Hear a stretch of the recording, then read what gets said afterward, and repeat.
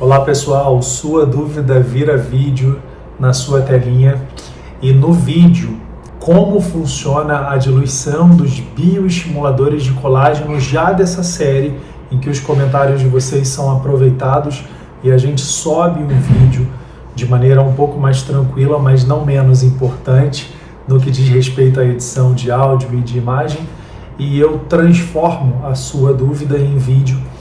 A Lu3239 colocou o seguinte: Dr. o Radiesse pode ser diluído com ácido hialurônico? A minha cara eu acho que já meio que respondeu. Estou na Europa e me falaram isso aqui. Até onde sabia era com soro. Bem, Lu, vamos lá. Até onde você sabia e sabe. Não exatamente soro, pode também ser soro, mas a gente costuma dizer água estéril para injeção, tá? Bem, como a sua pergunta é especificamente sobre o Radiesse, né, sobre essa hidroxiapatita de cálcio da MERS, e aí você me pergunta se ela pode ser diluída com ácido hialurônico, não, os protocolos não defendem o uso do ácido hialurônico como veículo de diluição, tá? A diluição do Radiesse, ela acontece dependendo, obviamente, de variáveis, né, que tanto dizem respeito ao grau de flacidez, à idade do paciente, à área a ser tratada, se facial ou extrafacial, quer dizer, alguma área corporal. Se você pretende trabalhar essa região de uma maneira um pouco mais enérgica, em 1 a 2 sessões, ou se você tem a oportunidade de 2 ou 3 sessões seriadas, enfim.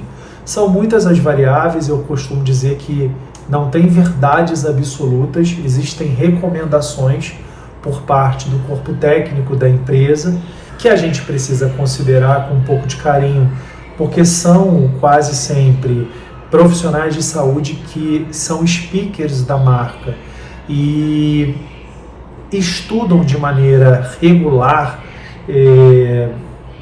o material, revisitando suas abordagens e seus protocolos, a fim de não necessariamente congelá-los na história, mas ao revisitá-los, propor novas abordagens, novos protocolos, novas áreas, novos jeitinhos de se trabalhar tanto o material, tanto com ele, né, quanto com ele.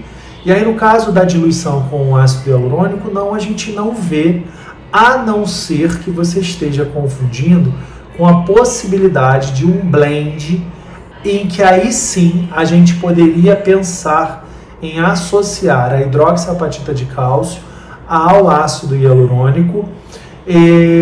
No passado, muitas vezes feito dessa forma, mas atualmente eu diria, e aí não puxando sardinha para o lado de uma ou outra empresa, como eu venho dizendo aqui há muito tempo, eu não tenho nenhum conflito de interesse enquanto médico, não sou speaker de uma marca, portanto não falo em detrimento de uma, não falo de uma em detrimento da outra, mas acredito em algumas marcas e como uma pessoa que influencia digitalmente, não apenas profissionais, como potenciais clientes da cosmetria, eu acho que é importante, sim, de alguma forma, mostrar o meu posicionamento favorável ou não tão favorável em relação a algumas marcas.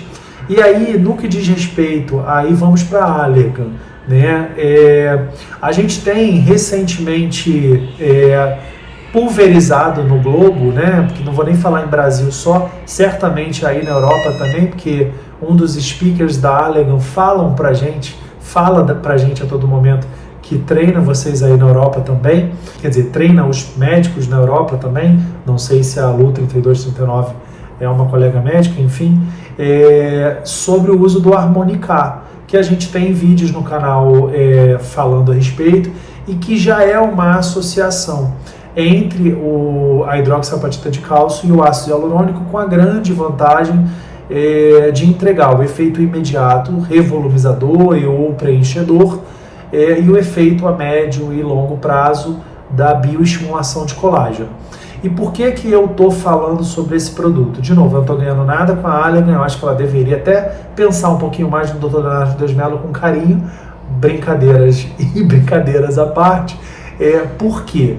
Porque essa coisa do blend, né, a gente pegar uma seringa de RDS, pegar uma seringa de ácido hialurônico, não tem nada que nos impeça de fazer para quem não quiser consumir o Harmonica, tá? E nesse momento a Allergan deve ficar chateada comigo.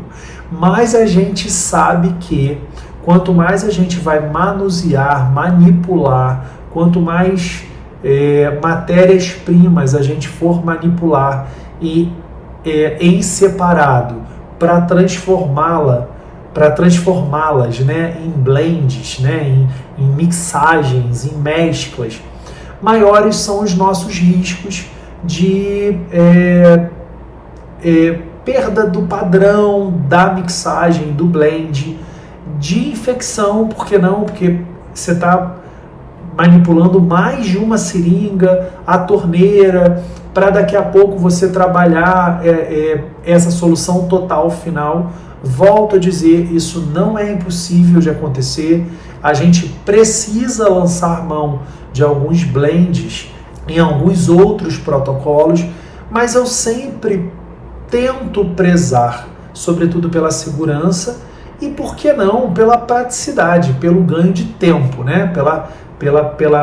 Por minimizar o gasto de energia, ganhar tempo, produtividade e, por que não dizer, qualidade do tratamento, porque quase sempre esses novos produtos e inovadores, eles trazem esses valores, né? Praticidade, eficácia, segurança. Então, assim, se eu tenho hoje no mercado uma seringa que já está tudo lá dentro, ácido hialurônico e hidroxiapatita de cálcio, por que que eu vou ficar diluindo, né? Porque não seria esse o termo, tá, Lu? Diluindo RDS com ácido hialurônico. Então, isto posto,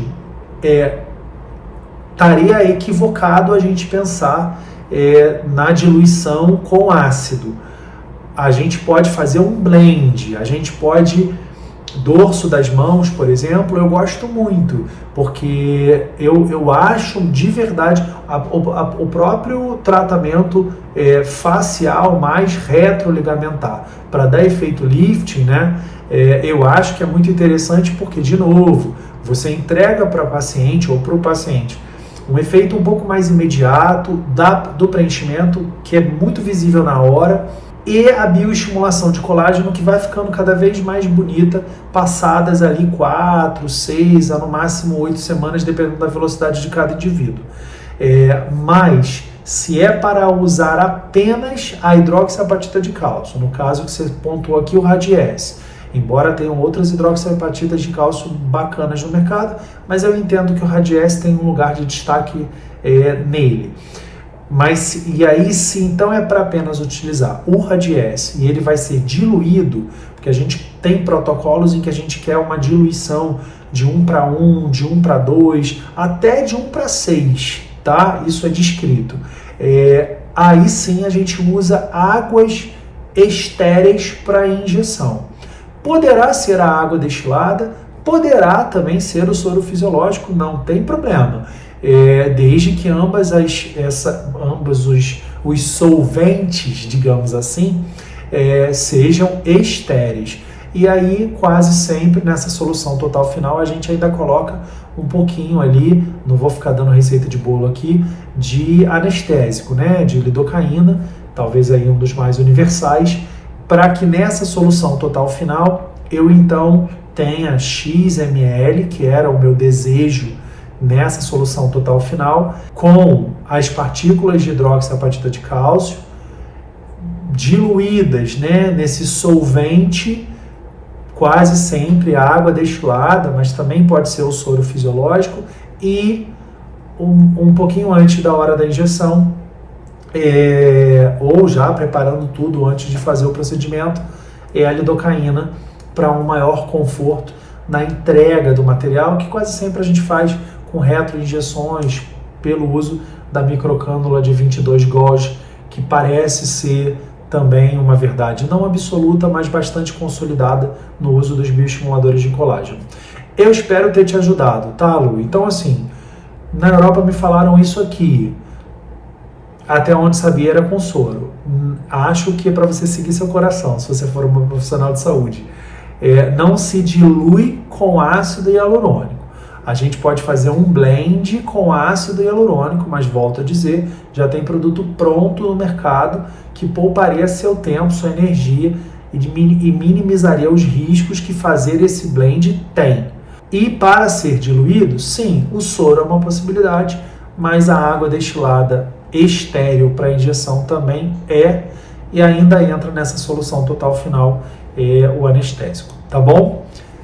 Obrigado pela dúvida, eu sempre reforço aqui o quão importante é um comentário dessa natureza, é uma dúvida que pode muito, super pode ser a dúvida de tantas outras pessoas, isso é muito comum da gente confirmar quando a gente vê nesse tipo de vídeo que a gente sobe para o canal, os comentários abaixo, reafirmando o interesse nesse ponto nesse ponto da conversa, nesse X aí, nesse ponto, nessa questão, né, específica sobre o Radiesse, ou sobre diluição, ou sobre bioestimuladores, tá bom, pessoal?